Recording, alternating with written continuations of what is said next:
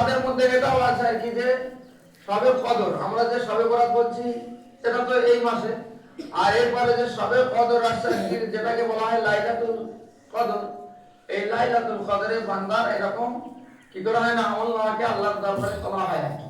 কেউ কেউ কোনো কোনো মুফাসসির হযরতরা বলেছেন।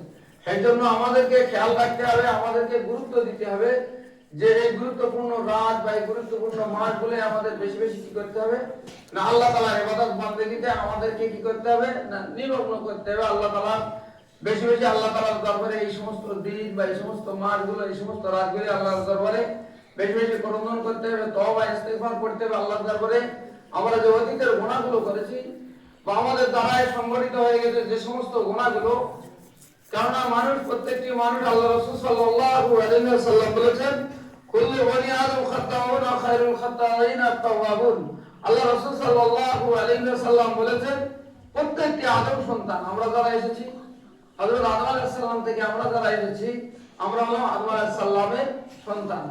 তা আমরা কি না, আল্লাহ রাসূল সাল্লাল্লাহু আলাইহি ওয়াসাল্লাম বলেছেন এরা খাত্তাউন, প্রত্যেকে হলো এরা ভুলকারী, এরা অনুতপ্ত হয়ে আল্লাহর দরবারে যেতে হবে। তাহলে কি হবে, খায়রুল খাত্তাইনা আত-তাওয়াবুন। আল্লাহ রাসূল সাল্লাল্লাহু আলাইহি ওয়াসাল্লাম বলেন যারা ভুল করে অনুশোচনা করে, আল্লাহর দরবারে কাকুতি মিনতি করে, অনুনয় বিনয় করে, নম্রতা ভদ্রতা দেখায়, আল্লাহর দরবারে চায়, আল্লাহ তাআলা তাদেরকে ক্ষমা করে দেন।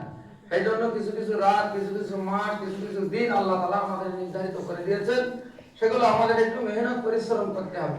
আমরা দুনিয়ার পিছনে সর্বসময় ছুটছি, কিন্তু এই সমস্ত দিকে যদি না গুরুত্ব দেই তাহলে কি হবে না, দুনিয়ায় আমি এসেছি জন্য আল্লাহ তাআলা পবিত্র কালামুল্লাহ শরীফের মধ্যে বলেছেন আল্লাযী খালাকাল মাউতা ওয়াল হায়াতা লিয়াবলুয়াকুম আইয়ুকুম আহসানু আমালা।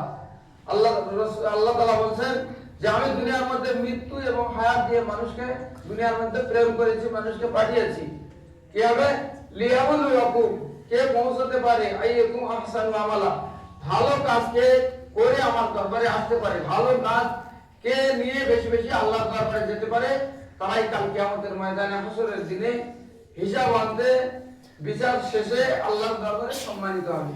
এই জন্য আমরা সর্বসময় চেষ্টা করব যে কি না, আমাদের কাছে এই সমস্ত মাসগুলো, দিনগুলো, রাতগুলো যখন আসবে আমরা বেশি বেশি মেহনত করার চেষ্টা করব। তাই আল্লাহ রাসূল যে কথা বলছেন যে আল্লাহ রাসূল সাল্লাল্লাহু আলাইহি ওয়াসাল্লামকে বলা হয়েছিল যে ইয়া রাসূলুল্লাহ, হাবিবুল্লাহ, আপনি শাবান মাসে এত বেশি রোজা রাখেন কেন? এমনকি সাহাবা রাদিয়াল্লাহু তাআলা এরকম ভাবে উপমা দিয়েছে হাদিসের মধ্যে যে আল্লাহ রাসূল সাল্লাল্লাহু আলাইহি ওয়াসাল্লাম এই মাসে এমন রোজা রাখতেন থাকতেন না।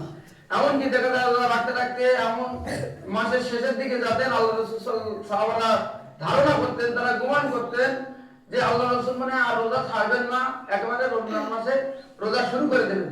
আবার আল্লাহ রাসূল সাল্লাল্লাহু আলাইহি ওয়াসাল্লাম কি করতেন, শেষের কয়েকটা দিন আল্লাহ রাসূল সাল্লাল্লাহু আলাইহি ওয়াসাল্লাম রোজাকে ছেড়ে দিতেন এবং রমজান মাসের চাঁদ যখন উদিত হতো আল্লাহ রাসূল সাল্লাল্লাহু আলাইহি ওয়াসাল্লাম কি করতেন, আবার রমজান মাসে